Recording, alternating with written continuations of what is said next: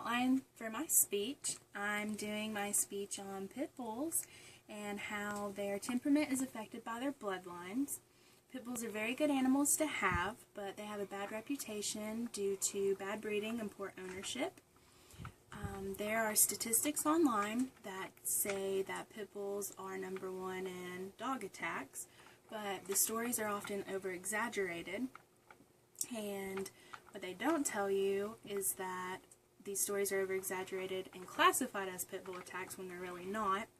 One of the stories that I read was about a little girl who was playing with her pit bull, and he was on a leash, on one of the chain leashes outside, and she was playing with him, and the chain happened to get wrapped around her neck, and that was classified as a pit bull attack.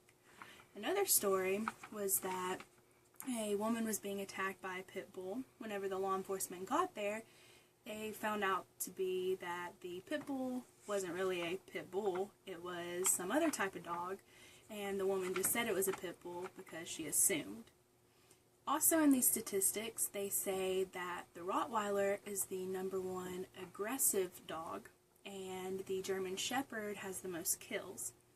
So it's not just pit bulls, there's other types of animals that have bad breeding.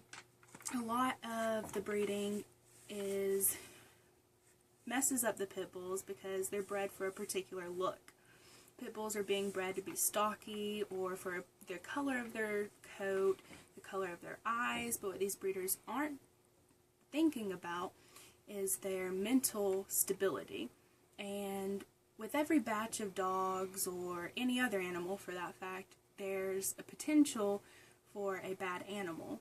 But whenever you take a dog that has a very short temper and take another dog that has a very short temper and breed them together, you have puppies that have very short tempers.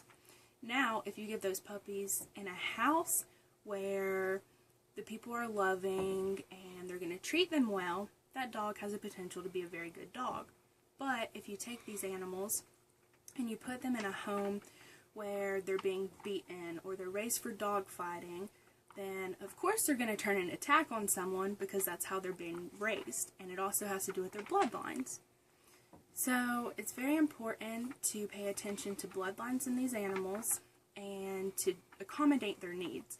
That's the main thing. There are two very important bloodlines. It's Gaudy and Razor's Edge. Those are the most common bloodlines. Those animals are being bred for their stockiness. So they're very stocky dogs.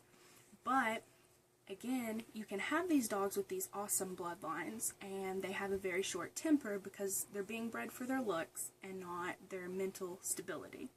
So it's very important to make sure that they have good bloodlines, that they're not being raised for fighting, and that you accommodate their needs. If you have a dog with a short temper, be nice to the dog, treat the dog the way that you're supposed to treat an animal. Don't be mean to it, kick it, because then it is going to turn on you.